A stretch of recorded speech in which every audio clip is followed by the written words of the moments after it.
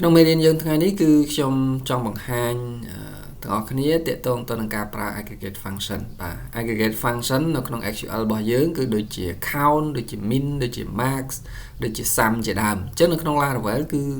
ងាយស្រួលប្រើណាស់ជាមួយនឹង query builder គឺយើងហៅ function ឈ្មោះនឹងតែម្ដងដូចជា count ដូចជា min max sum តែម្ដងចុះឧទាហរណ៍អញ្ចេះ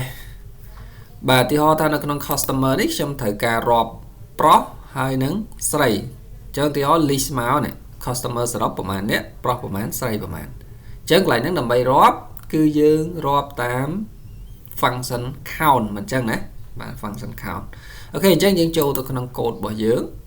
ហើយយើងចូលក្នុង customer របស់យើងណាបាទ customer របស់យើងនេះអញ្ចឹងយើងត្រូវការ count សរុបណាអញ្ចឹងខ្ញុំចាប់ផ្ដើម count ខ្ញុំតាំង variable data total ស្មើ db យើងប្រើ query builder customer អូខេ where យើងរាប់សរុបតែ customer ណាដែល active អញ្ចឹង where active ស្មើ1អញ្ចឹងយើងចង់បានសរុបគឺយើងប្រើ function count ណាបាទឥឡូវយើង count តាមរយៈអីនៅកន្លែងនេះ default វាយើងដាក់ទៅទេមានន័យថា count តាម ID សរុបរបស់វាណាដូច count ផ្កាយចឹងណាអូខេហើយនៅពេលដែលយើង count នេះគឺបានសរុបឥឡូវយើងចង់ដឹងទៅលើ view តើយើងអាច read total នេះបានអត់ណាយើងចូលមកក្នុង customer index នៅពីខាងក្រោមណា pagination នេះយើងអាចដាក់ total បានណា div មួយអញ្ចឹងទៅអូខេចានេះ tab អីក៏វែងមែនបាទ total បាទយើងដាក់ total ចឹងណាអូខេ refresh ចេញយើងឃើញបាន6នេះបាន6ហ្នឹងសរុបណាឥឡូវខ្ញុំចង់រាប់តាមប្រុសហើយនិងស្រីអញ្ចឹងខ្ញុំអាចថែមមួយទៀត data អូខេនេះខ្ញុំដាក់ថា male ប្រុសប្រមាណ db បាទ table customer where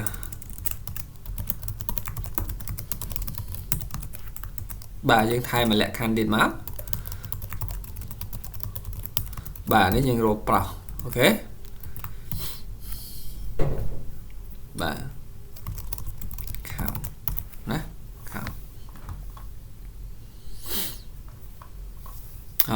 female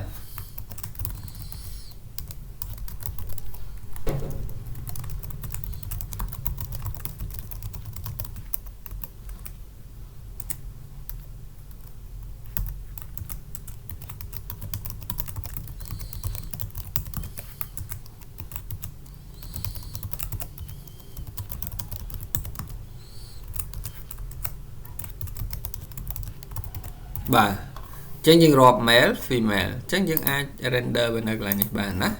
អូខេ male មានប្រមាណណា female មានប្រមាណចា៎ហ្នឹងគឺជាឧទាហរណ៍មួយនៃការប្រើ aggregate function count ណា count អញ្ចឹងយើងអាចប្រើអញ្ចឹងបានតកតងទៅនឹង min ហើយនឹង max ក៏យើងអាចរកបានដូចគ្នាអញ្ចឹងឧទាហរណ៍នៅក្នុង customer នេះយើងថែមមួយកលឹមទៀតតកតងទៅនឹង rate កម្រិតរបស់គាត់ណាអញ្ចឹងនៅក្នុងកម្រិតយើងអាចបូកសរុបយើងអាចរក min រក max ពីព្រោះអា sum min max ហ្នឹងគឺសម្រាប់តម្លៃជាលេខណាអូខេអញ្ចឹងខ្ញុំថែមមួយកលឹមទៀតនៅក្នុង customer ខ្ញុំថែម column មួយខ្ញុំដាក់ឈ្មោះថា rate អូខេ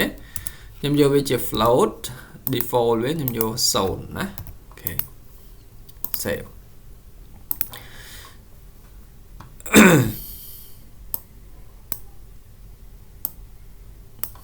បាទអញ្ចឹង rate នេះគឺខ្ញុំកែខ្លះណាឧទាហរណ៍ rate នេះគឺខ្ញុំឲ្យ5 maximum នេះណាខ្ញុំឲ្យ3.5 បាទ2បាទ3.0បាទ4អូខេ 4.5 4កន្លះ ចឹងនៅក្នុង table customer យើងមាន column មួយទៀតតើតង rate ណាបាទចឹងវាមានតម្លៃជាលេខចឹងខ្ញុំចង់បាន rate ដែលតូចជាងគេប្រហែលដែលធំជាងគេប្រហែលចឹងនៅក្នុង Laravel គឺយើងអាចប្រើ min ប្រើ max បានហើយ rate សរុបទាំងអស់ប្រហែលណាចឹងនៅកន្លែងនេះគឺខ្ញុំអាចតាំងចេះណា data មួយទៀត min អូខេស្មើ db table customer អូខេ where យើងយកតែ customer ណាដែល active ទេ customer ដែលមិន active យើងអត់យកទេបាទ min នៃ column អីគេ rate ណា min នៃ column rate ចឹងនៅកន្លែងនេះយើងឃើញថា aggregate function របស់យើង count គឺយើងប្រើ function count អញ្ចឹង min គឺយើងប្រើ function min អញ្ចឹងណាអញ្ចឹងយើងបោះ min នេះទៅហើយយើងអាច read នៅលើនេះបានណា rate អញ្ចឹងខ្ញុំសេ min rate min តើកម្រិតដែលគេ rate ឲ្យគាត់ហ្នឹងទាបបំផុតប្រហែលអញ្ចឹងយើងឃើញទេ min rate គឺបាន2ណាខ្ញុំចង់បាន max គឺយើងប្រើ function max តែម្ដងណាអូខេអញ្ចឹង data max ស្មើ db table customer ដដែលណា where អូខេ active យកតែ customer ណាដែល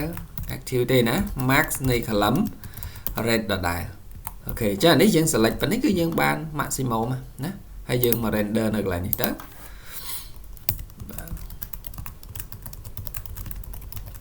max ណាធំបំផុតអូខេបាទធំបំផុត5តូចបំផុត2ត្រូវណាឥឡូវខ្ញុំចង់បានសរុបមួយទៀតអញ្ចឹងសរុបក៏អត់ពិបាកដែរបាទ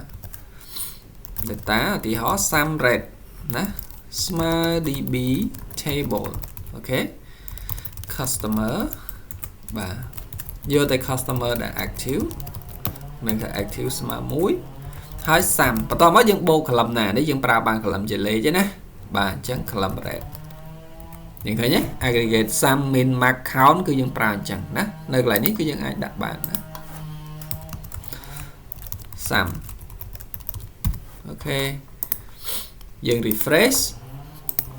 បាទអញ្ចឹងយើងឃើញថាសរុប rating ទាំងអស់គឺ22នៅក្នុងនោះតូចបំផុត2ធំបំផុត5ណាធំបំផុត5អញ្ចឹងយើងឃើញថា